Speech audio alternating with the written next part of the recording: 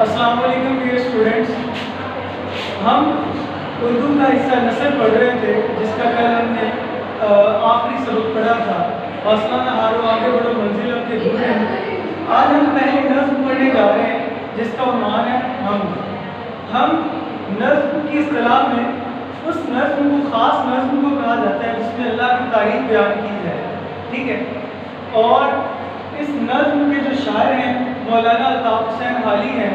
حالی صاحب کے بارے میں آپ پہلے بھی پڑھ چکے ہیں, میں آپ کو ان کا تعارف بتا چکا ہوں. مرزا غالب کے عدالت پسند ہیں.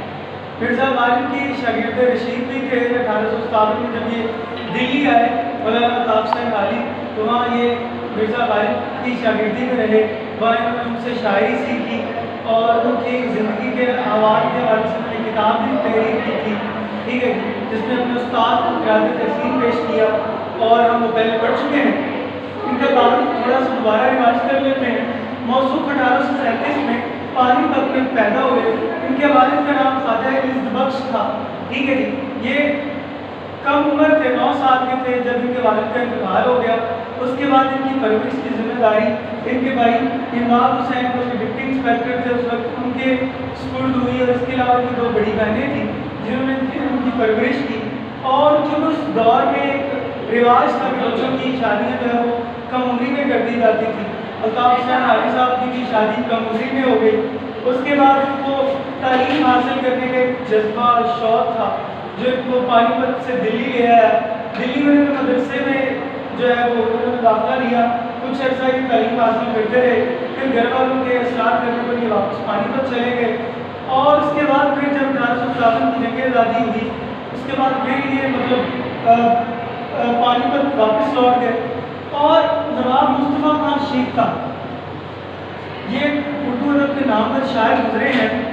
انہوں نے ان کو اپنے بچوں کا تعلیم مقرر کیا اور ان نے انتقال کر کے ان کے بچوں کو استاد بنایا. اس کے بعد یہ دلی چھوڑ لاہور آ گئے.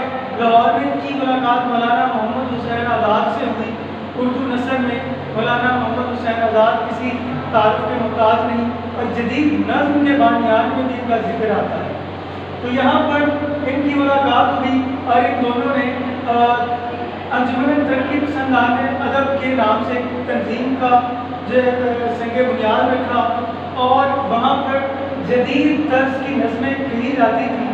اور وہاں پر مولانا الطاف حسین حالی اور مولانا محمد حسین آزاد یہ دونوں ایک دوسرے کے مد مقابل بھی نظم کہا کرتے تھے.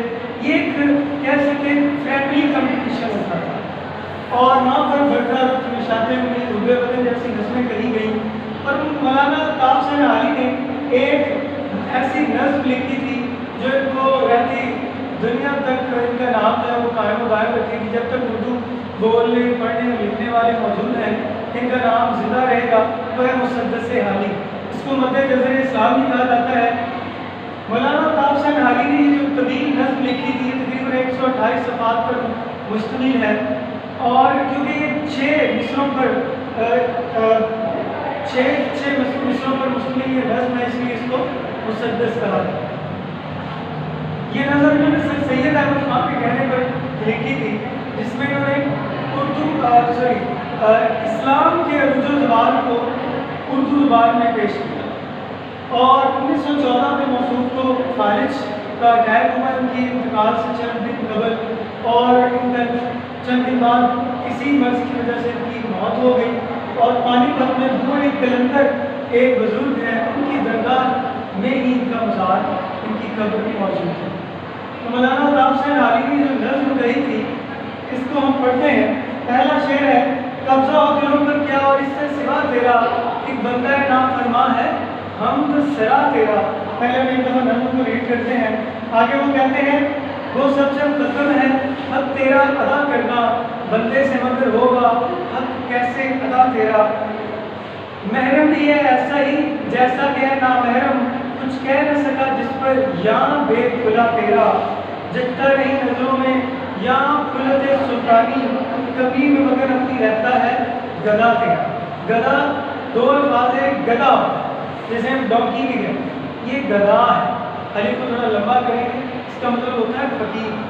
آگے وہ کہتا ہے تو ہی نظر آتا ہے ہر شے پہ محیط تم کو، جو رنج و مصیبت میں کرتے ہیں گلا تیرا، آفات میں پھیلے گی کب تک نہ مہک تیری، آفات میں پھیلے گی کب تک نہ مہک تیری، گھر گھر لیے پھرتی ہے پیغام صبا تیرا، ہر بول تیرا دل سے ٹکرا کے گزرتا ہے، ہر بول تیرا دل سے ٹکرا کے گزرتا ہے، کچھ رنگ بیاں حالی ہے سب سے جدا تیرا۔